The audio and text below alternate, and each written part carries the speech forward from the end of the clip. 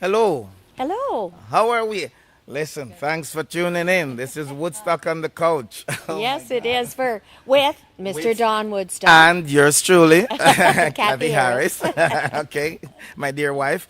Okay, so we are talking balls for kids. Still, Balls we're for still kids. talking balls for kids. Yes, Okay, yes, rock on. because something exciting happened on the weekend, and this is where we had our sixth annual That's right. football clinic, and we got an amazing support from the business community.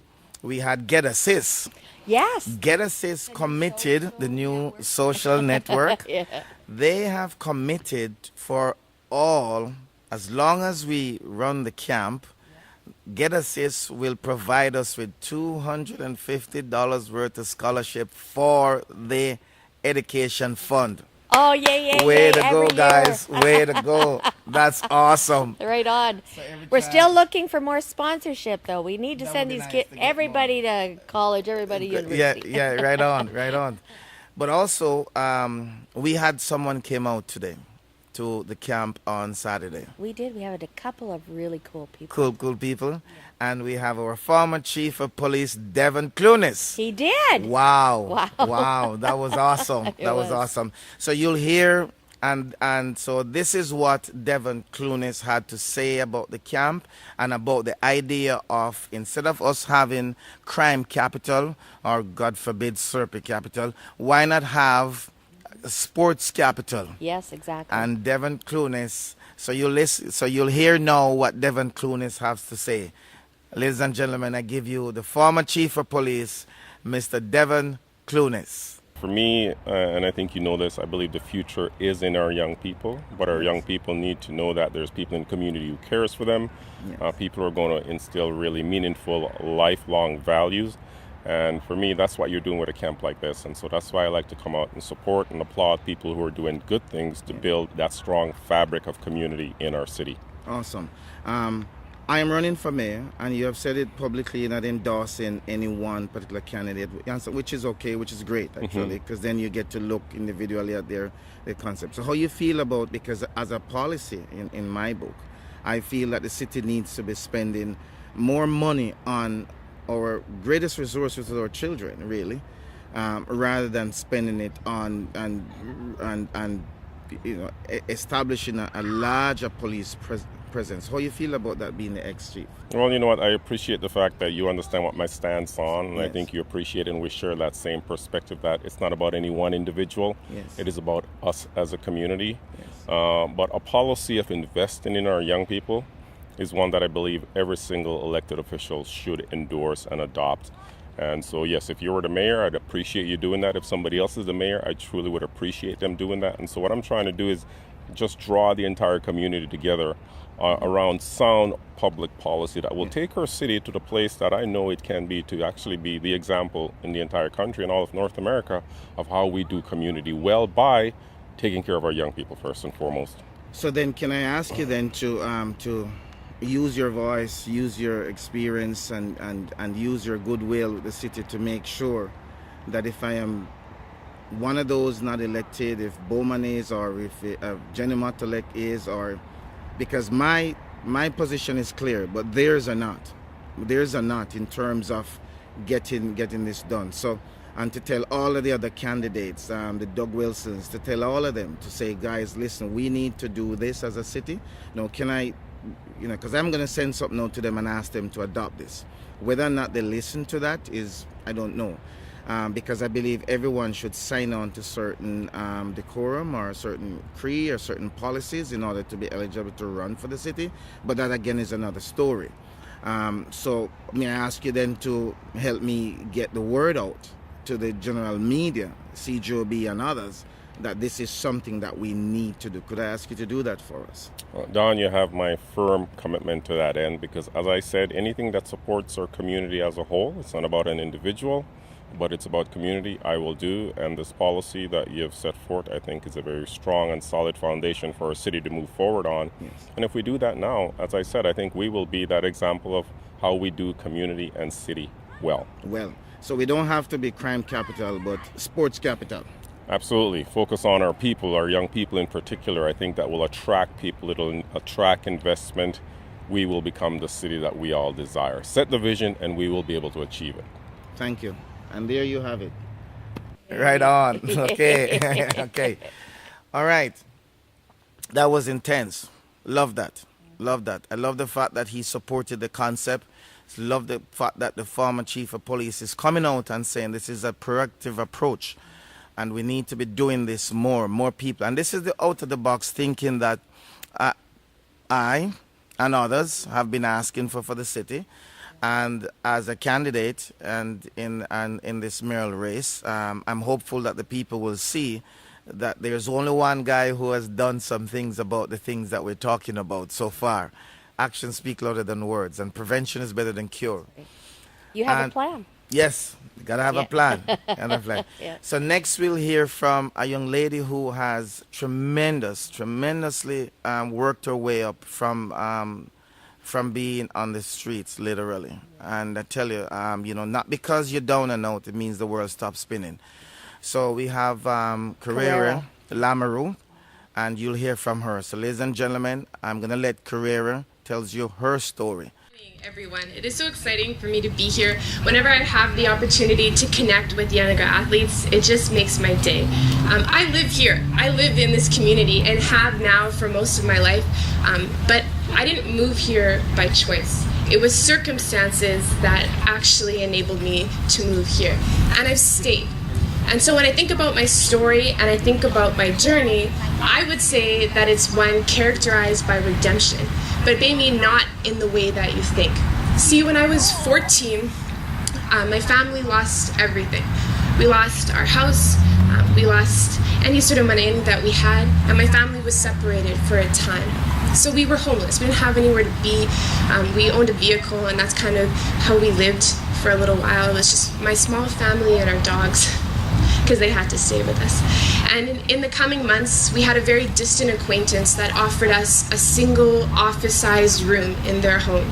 And he said, "You can have this." And see, this was hard for me because I had dreams and visions and expectations for my own life, and my story at that time just didn't seem to make sense, right? Because I wanted to be an athlete. I wanted to go to university. I wanted to get an education, but where I was in that moment didn't seem to be taking me that way. The most incredible thing was in the coming months when we lived in this small, single office space type room, my grandmother took out a second mortgage. And she moved us right into this core area. And I've lived there ever since. But what is so amazing is that for me, this is where my story starts.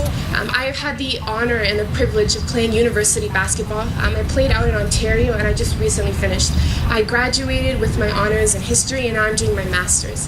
And what is so great is that although the circumstances leading up to this, not having food, power, water, these types of things, meant that I probably wasn't going to do anything, my dreams and my hopes are not anchored in how much money you have or where you live, but rather in passion and dedication and persistence.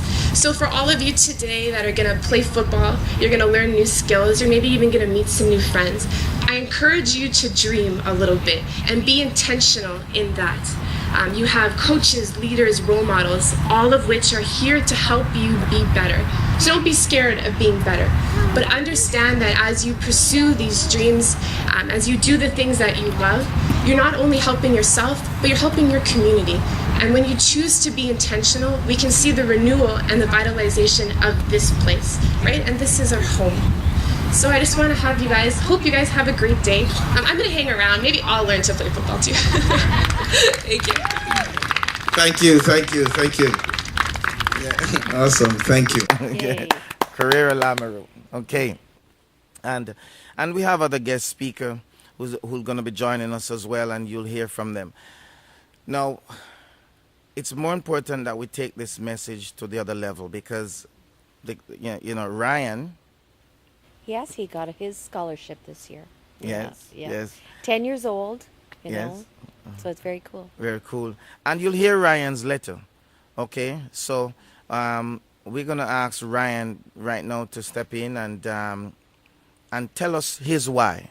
Why is it important for him to go on to college or university? Because that why is what's going to make the difference. That why is what's going to create the catalyst for him. And that seed is already planted in Ryan's mind and his head and his consciousness. So no matter what's going on in Ryan's life, because there's going to be issues. Young people have all kind of issues at times, whether it be love or relationship or family or whatever. It's not going to stop Ryan. So we're happy to bring you Ryan's story. So ladies and gentlemen, you will get to hear. This is Ryan, who won $250 thanks to Get Assist. Exactly. Just for coming to a sports clinic. Just for attending to the sport clinic and stating his why in 200 words or less as to why he wants to go to college or university. So ladies and gentlemen, here is Ryan. We are going to ask the recipient of last year to tell us why he got this $250. I tell you in a nutshell. I tell you in a nutshell.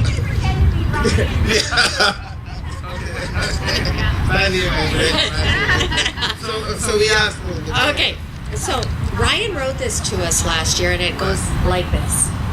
Hi, I'm Ryan Baez. University or college is important to me because you can get a good job after. And the more you know, the better, because it can help make better decisions. I remember my mom and dad saying to my brother and sister that education is wealth. And I asked my mom, what is wealth? My mom said that wealth means fortune or riches. How education is fortune. My mom said that what you learned from university or college is anything that can be taken from you is a riches that cannot be stolen. My brother and sister are now in university, and I want to finish my university or college so I will become successful as well, so I can earn good money to help my family in the Philippines. Thank you. That's worth $250. Yeah. Okay. That was awesome. That was very good. Thank you, Ryan. Thank you for participating in this, and thank you for your message to other youngsters out there. Now, there are other folks we're going to hear from in this segment, and they'll introduce themselves. So we have another guest speaker, and you'll hear from him right now. So take it away. I know you guys are all ready for football. Raise your hands. Who's ready for some football? Awesome. Okay, I'll be brief, guys. My name's Matt, and less than a year ago, I created an organization called Indigenous Vitality. And what we do is we travel to First Nation reserves across Canada, and we put on youth sport camps in the community. Okay, I believe that every youth deserves a chance to play sports, learn skills, and have fun doing it. Okay, so a couple things I want to leave you guys with. Okay, a lot of work is put into making these types of events possible. So have fun today, guys. Okay, challenge yourself. Okay, not just today, but going forward. Okay, strive to be better, and don't let anybody tell you you can't do something. Okay, dream big and strive to be better every day. All right, guys, have fun today. Okay, thanks. Awesome. You keep the kids engaged. You keep the kids thinking about a positive energy, rather than getting into gangs. Because what happens when they get incarcerated? It becomes a vicious cycle for them. And then, as you were saying earlier, that they do what?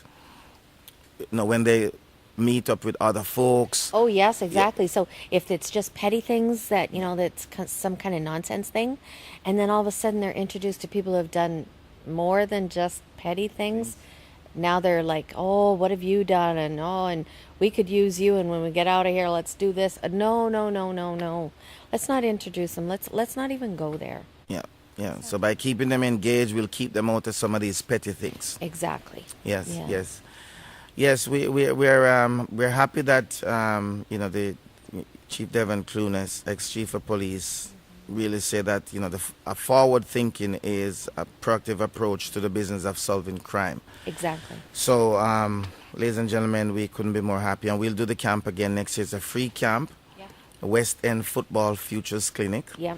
We always post it to Facebook, to Kijiji. So about a month before the camp is due, we'll put that out. So if you just check around, say near the end of June, or not even, say around the end of May, first couple weeks of June, you'll see our advertisement out there. So check for us next year. And enough respect for the Winnipeg Sun that came out and help us to spread the message. Dan, thank you again to the Winnipeg Sun for doing that. And also, we want a big shout out to the Nomads group of guys and gals who helped to make this possible. Thank you very much. Way to go. And also to the referee. We had a football 101 and everybody got some prizes. So you didn't make it, you didn't come, so you missed the giveaway. So next year you got to come to see what they get. Football 101. Football 101. There's some cool prizes given away by Get Assist. There were some awesome things. Midas, thanks much to Midas. Everybody get a free oil change. Yeah, exactly. And not just, like a $60, $80 value. My God. Yeah, seriously. Thanks to Midas, big up to Midas, and Nathan. But this is what it's all about. Again, ladies and gentlemen, I want to thank you for tuning in to Woodstock on the Couch. And we'll continue to do this. And remember, if you haven't heard before, I'm running for mayor. Yeah. Okay.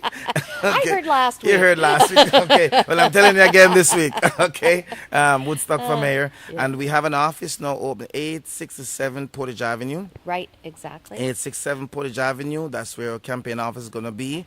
Near the corner of Portage and Arlington.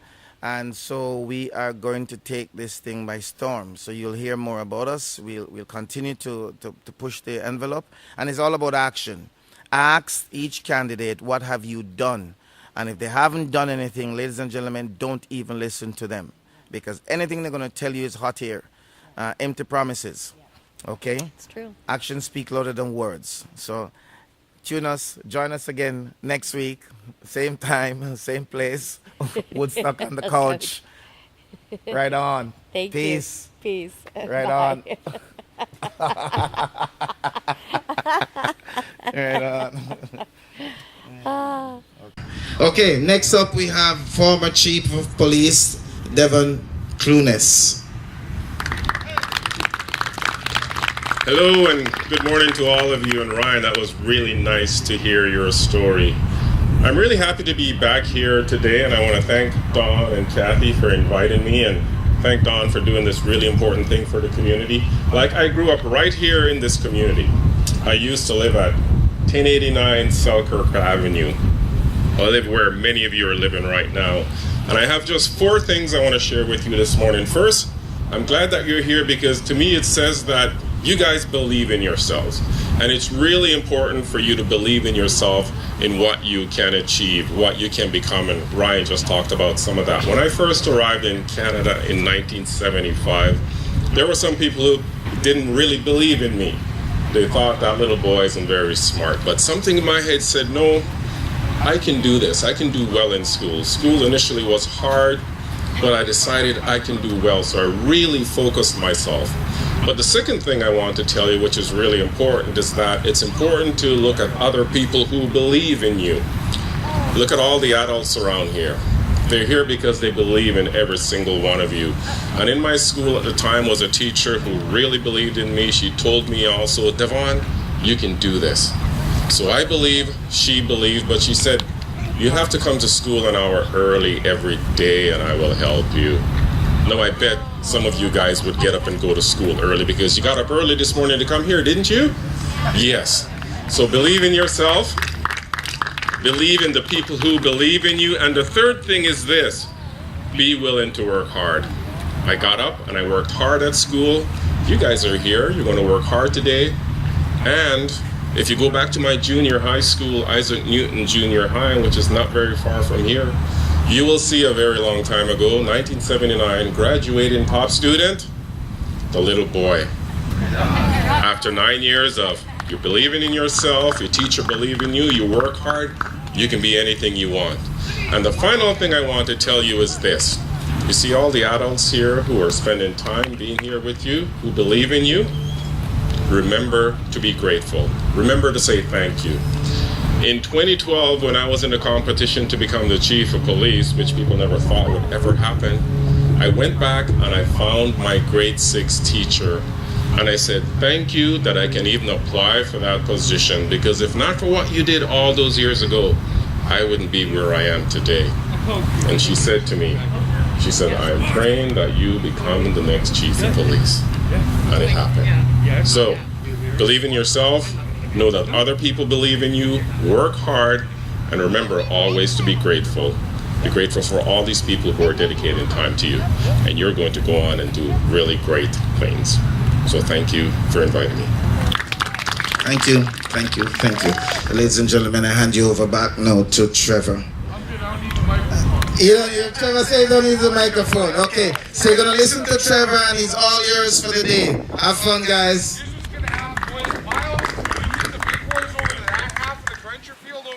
Stretch. Lead them through the stretch. Rest of you guys follow Colby, Brendan, and Danny. They're going to lead you through our calisthenics too, so we're all nice and stretched out.